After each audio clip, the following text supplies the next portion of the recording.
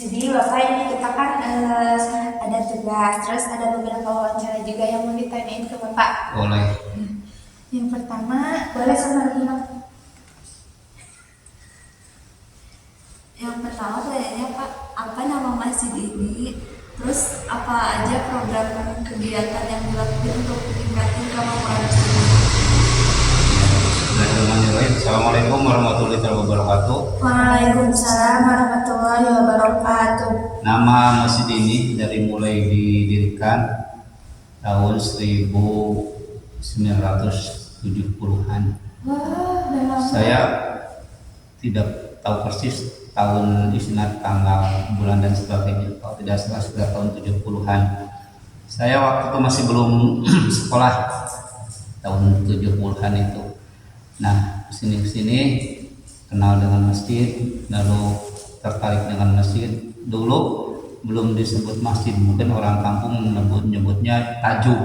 Oh iya betul. Ya, tajuk.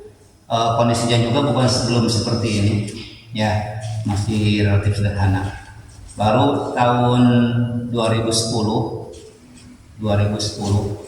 atau mungkin diawali tahun 2008 ketika saya mulai ditunjuk oleh warga di sini sebagai ketua DKM masjid ini. Nah, alhamdulillah setelah saya menjabat sebagai ketua DKM, beberapa bulan ke depan saya merintis merencanakan untuk merenovasi tajuk ini menjadi masjid sekarang ini. Alhamdulillah mulai terrealisasi tahun 2010, tepatnya kalau tidak salah bulan Oktober 2010. Kami berupaya untuk merenovasi tajuk itu menjadi masjid yang sekarang ada. Alhamdulillah atas partisipasi ya dari semua warga dan juga simpatisan umat muslimah. Alhamdulillah untuk sementara mungkin pembangunan masjid ini ya seperti ini. Dan masjid ini dulu juga dinamai Baitur Rahman. Jadi Nama masjid ini tetap ya, Baitur Pak? Rahman, tetap namanya. Tidak dirubah. Tidak dirubah. Nah, selanjutnya ini Pak, siapa yang mendirikan masjid ini dan siapa yang terlibat untuk mengelola masjid ini juga dan siapa pemimpinnya? Yang mendirikan masjid ini dulunya wakaf dari yang sekarang Hotel Sutra. Ya, yang sekarang Hotel Sutra itu dulunya pabrik, kebetulan punya uas saya. Ya, dulu belum dirubah atau dijadikan Hotel Sutra seperti sekarang. Dulu itu pertama pabrik beras, lalu beralih pemilik ya dijual oleh uas saya ke orang lain jadi tempat penjualan pupuk PT Pusri, pupuk untuk pertanian. Nah, setelah beberapa tahun lalu vakum dan akhirnya dibeli lagi oleh orang mungkin pihak ketiga dan selanjutnya, maka jadilah tempat itu menjadi Hotel Sutra. Ya, Hotel Sutra. Nah, wakafnya pertama diberikan oleh yang punya istilahnya itu pemilik kedua mungkin ya, diwakafkan kepada masyarakat. Itu. Pertanyaan selanjutnya yaitu biasanya di masjid ini ada kegiatan apa aja dan acara apakah ada acara rutin di masjid? Iya, acara di masjid ini alhamdulillah kegiatan ya beribadah 5 waktu. Ya, alhamdulillah rutin dilaksanakan meskipun ya biasa di mana-mana juga peserta ya yang datang ke masjid ya fluktuatif lah gitu. Kecuali di hari-hari atau di waktu-waktu tertentu di bulan suci Ramadan misalnya ya jemaah yang datang ke sini alhamdulillah penuh sampai ke lantai 2-nya juga gitu. Lalu kegiatan lain yang rutin dilaksanakan sampai saat ini pengajian ibu-ibu ya tiap hari Selasa, biasanya pada asar ya hari Selasa. Sebelum hari Selasa sebetulnya hari Kamis, hari Sabtu juga sudah ada, tapi karena di tempat lain dibuka jadi si mustaminya pindah ya, jadi biar istilahnya ya kebagian mungkin ya tempat yang lain. Islaminya jemaatnya masih sama itu juga. Yang hari Selasa datang ke sini, Jumat misalkan ke tempat yang lain masih di ya sebelah RT, pesertanya itu juga. Atau misalkan hari Minggu biasanya suka di Masjid Jami Al Hikmah, ya pesertanya kurang lebih itu juga ibu-ibu juga. Nah, ya, yang biasa datang ke sini hari Selasa. Itu untuk anak-anak kecil, TPQ, TPA mungkin saat ini vakum di Masjid Baitur Rahman ini, lalu sekarang difokuskan di TPA di RT 1 di belakang.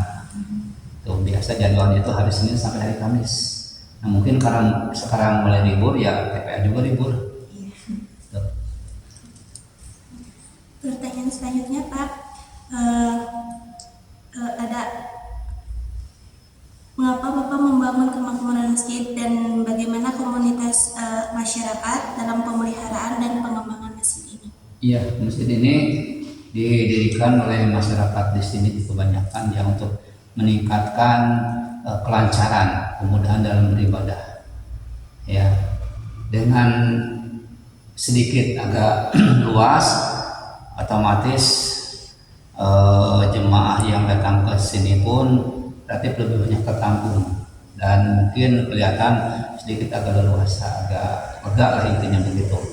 Nah, saya berupaya untuk mendirikan masjid ini rame-rame yang tujuannya adalah untuk menegakkan, untuk mengembangkan kegiatan masyarakat keagamaan. Ya, saya berharap semua umat muslim yang ada di daerah ini khususnya dan juga di daerah yang lain lebih terpacu lagi, lebih fokus lagi dan tertarik lagi untuk beribadah ke masjid. Ya, masjid merupakan salah satu tempat syiar yang paling utama. Meskipun di tempat lain juga bisa, tapi masjid namanya juga Baitullah, rumah Allah, maka lebih utama, terutama untuk laki-laki khusus untuk beribadah, untuk sholat wajib itu wajib di masjid.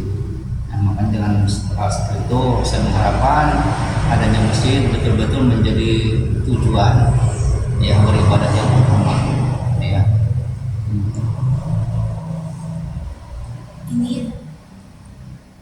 Ini kan di mana lokasi masjid ini, nama lokasinya, terus di mana juga dana sumbangannya. Ya. Ada banget masjid ini gitu Pak.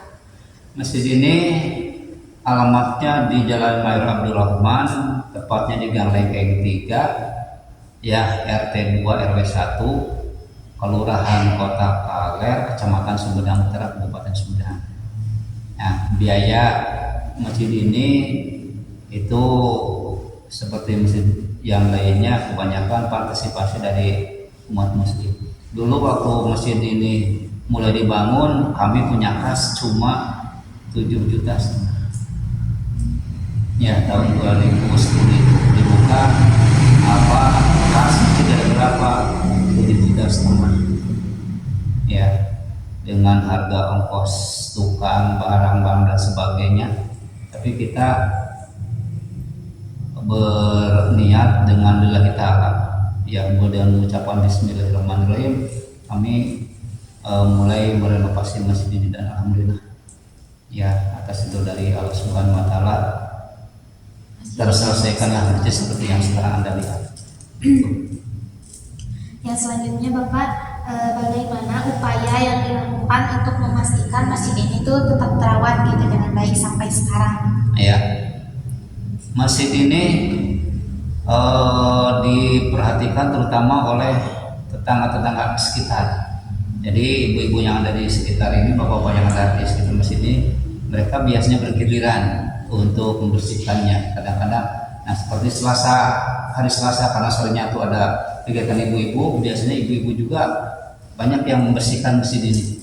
Ya, pada hari-hari tertentu, misalkan sebulan sekali, biasanya suka ada kerja bakti atau gotong royong, ya membersihkan masjid itu gerilan. Ya kadang-kadang ya bulan ini minggu siapa, bulan yang akan datang siapa gitu. Tidak ada jadwal formal, misalkan minggu atau minggu pertama siapa, bulan pertama siapa. Mereka sudah saling mengerti ya tanggung jawab masing-masing gitu. Nah dengan hal seperti itu alhamdulillah ya sedikit demi sedikit atau kebersihan masjid ini ya relatif terjaga lah gitu. karena ada kesadaran dari Kesadaran masing-masing dari masyarakat juga untuk masyarakat di mengelola sini. masjid ini. Iya, itu intinya. Jadi mereka tidak kerja karena mungkin jadwal. Ya, kapan saja dia punya kesempatan, itu kan punya istilahnya niat untuk bersih masjid yang tidak terbatas, tidak misalkan harus hari itu jam itu dan sebagainya.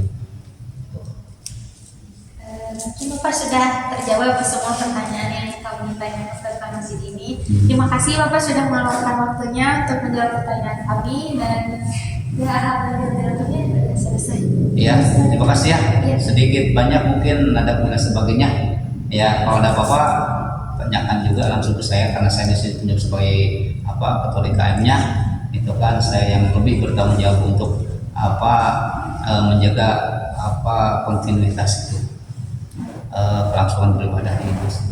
Terima kasih. Mohon maaf. Assalamualaikum warahmatullahi wabarakatuh. Waalaikumsalam warahmatullahi wabarakatuh. Terima kasih Bapak. Sekian penampilan pelaksanaan tugas dari kelompok kami. Semoga bisa menginspirasi teman-teman semuanya, dan semoga nilai yang kami dapatkan itu maksimal dan juga baik. Terima kasih. Wabillahi taufiq wal hidayah. Wassalamualaikum